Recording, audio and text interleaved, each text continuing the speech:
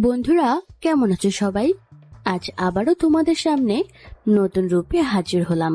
আজ তোমাদের শোনাবো আমার ভাই আর আমার একটা ঘটনা। আমার ভাই তমালের থেকে আমি 6-7 বছরের বড়।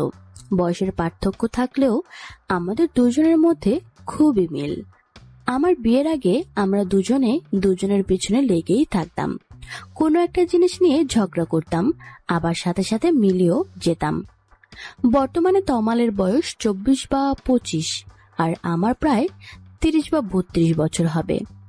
তখন আমি ডিগ্রির ছাত্রী। সেই সময় আমাদের মধ্যে খেলার সম্পর্ক তৈরি হয়। তারপর থেকে সেটা আর বন্ধ হয়নি।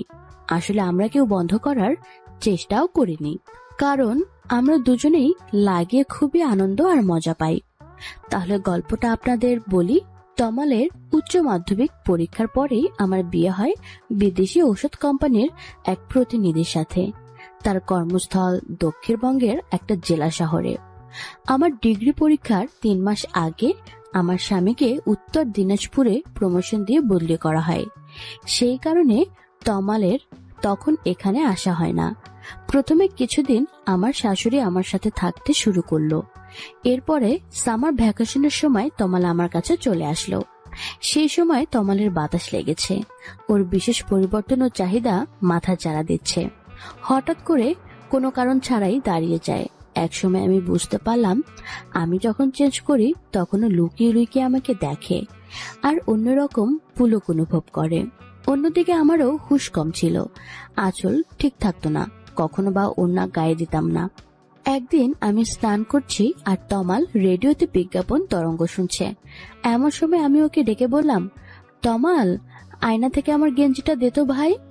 তমাল আলনা হাতড়ে গেঞ্জি কোনটা সেটা বুঝতে না পেরে আমাকে বলল, দিদি, তোমার গেঞ্জি কোনটা আমি বুঝতে পারছি না। আমি ওকে বললাম, আলনার পেছনে দেখ, আমার কামিজের নিচে একটা কালো রঙের গেঞ্জি আছে, সেটা দে। ওকে তো সেটা আর আসল নাম বলতে পারি না, তাই ওটাকে গেঞ্জি বললাম। এরপর তমাল সেটা হাতে নিয়ে অন্যরকম পুলক অনুভব করলো। সেদিন রাতে আমি ঘুমিয়ে গেলে পাশের ঘর থেকে তমাল আমাকে লুকিয়ে লুকিয়ে দেখলো। ফ্যানের বাতাসে শাড়ি সরে গেছে, তাই স্পষ্টই বোঝা যাচ্ছে। এভাবে দেখতে দেখতে আরো 2টা দিন চলে গেল।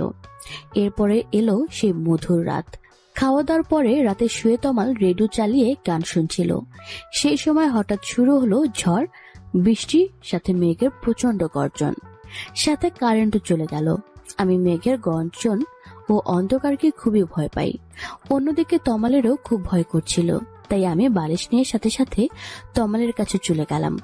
সিঙ্গেল বিছানায় আমরা দুজনে কোনো রকমে শুয়ে আছি। বাহিরে ঝড়ের তাণ্ডব চলছে, কিন্তু তমালের মনেও তখন যে অন্যরকম ঝড় উঠেছে তা আমি বুঝতে পারিনি। আমি তাকিয়ে বুঝতে পারলাম ও দাঁড়াতে শুরু করেছে। তখনও মনে মনে ভাবলো, এখন কোনোভাবে যদি আমার হাত লাগে তাহলে লজ্জার শেষ থাকবে না। ভাগ্যিস চোখ বন্ধ করে থাকায় আমি কিছুই দেখতে পেলাম না। তমাল ধরা পড়ার ভয়ে উল্টো দিকে কাত হয়েছিল। আমি একবার ওকে ডাকলাম, কিন্তু তমাল সাড়া দিল না। আমি তখন মনে মনে ভাবলাম, হয়তো তমাল ঘুমিয়ে পড়েছে। এক সময় আমিও ওর দিকে কাত হয়ে শুলাম। ছোট বিছানাতে খুবই চাপাচাপি করে দুজনে শুয়ে আছি, আর এতেও ভালো মতো টের পেল বাহিরে ভীষণ ঝড়। তাই আমি দু চোখ এক করতে পারলাম না।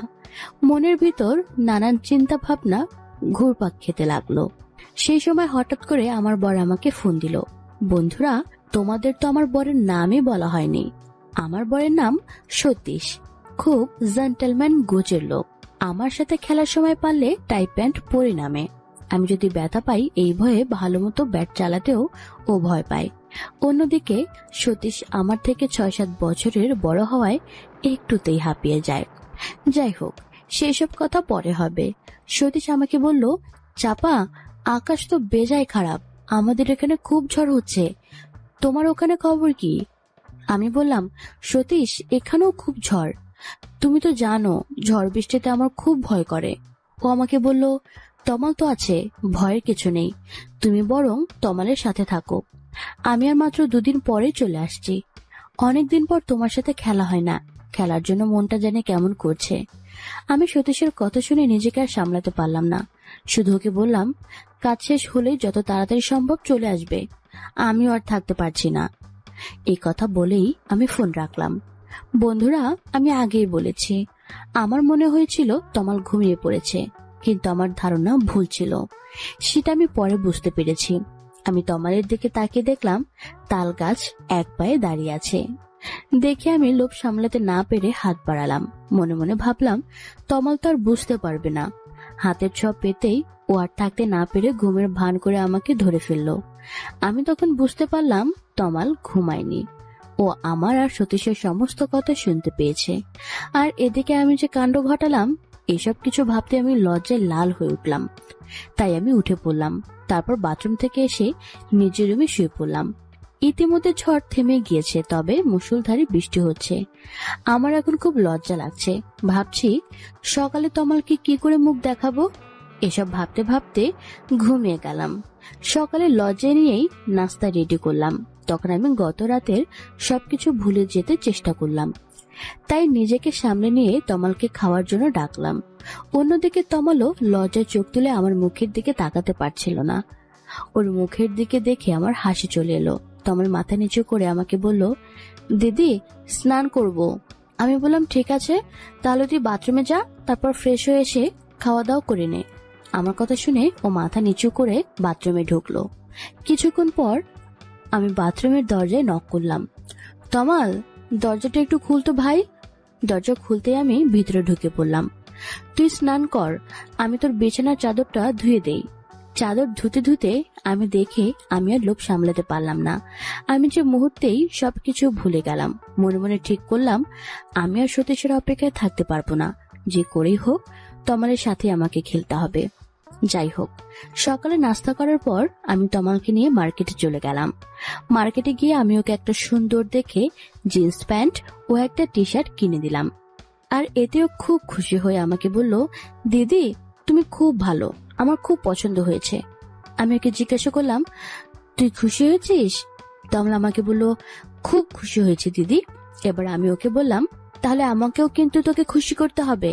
আমার কথা শুনে তমাল ভ্যাবাচ্যাকা খেয়ে বলল, কিন্তু দিদি আমার কাছে তো সেরকম টাকা পয়সা নেই যে তোমাকে কিছু কিনে দেব।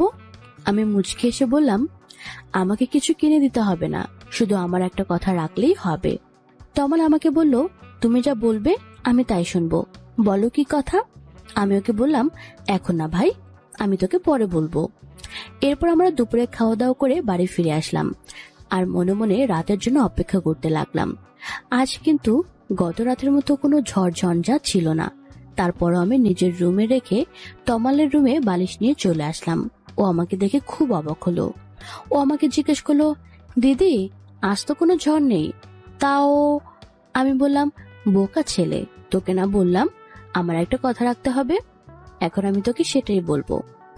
তারপর আর কি, তমালও তো একজন পুরুষ, তাই আমার আহ্বানে ও সাড়া না দিয়ে পারল না। ওর মেশিনটা দেখে আমি যেন আকাশ থেকে পড়লাম। তাই আর দেরি না করে কাজ শুরু করে দিলাম। কিন্তু ও আমাকে বলল, দিদি আগে ডাব খাবো। আমি বললাম, ঠিক আছে ভাই, তুই আগে ডাবই খা। এরপরও ডাব খেয়ে কাজ শুরু করে দিল। প্রায় 30 মিনিট পর কাজ শেষ হলো। তবে বুঝতে পারলাম তমাল সতীশের থেকে অনেক ভালো পারে। সেই রাতে আমরা মোটে 3 বার খেললাম। খেলা শেষে আমি তমালকে বললাম, এই তমাল, আমাদের এসব কথা কিন্তু কাউকে বলবি না, তোর সাথে একটু মজা করলাম আর কি। তমাল আমাকে বলল, দিদি ভাই তোর কি আমাকে পাগল মনে হয়? আমি কাউকে বলবো না। আমি আবার বললাম, তোর জামাইবাবু আর আমাদের বাসাতেও যেন কেউ না জানে, এমনকি তোর কোনো বন্ধুকেও বলিস না। তমাল বলল, ঠিক আছে, কাউকেই বলবো না। আমি নিশ্চিন্ত হবার জন্য ওকে বললাম, তাহলে তুই আমার মাথা ছুঁয়ে 3 সত্যি বল। তমাল এবার আমার মাথা ছুঁয়ে বলল, 3 সত্যি আমি কাউকে কোনোদিনও কিছুই বলবো না। বন্ধুরা, কেমন লাগলো আজকের ভিডিও? কমেন্ট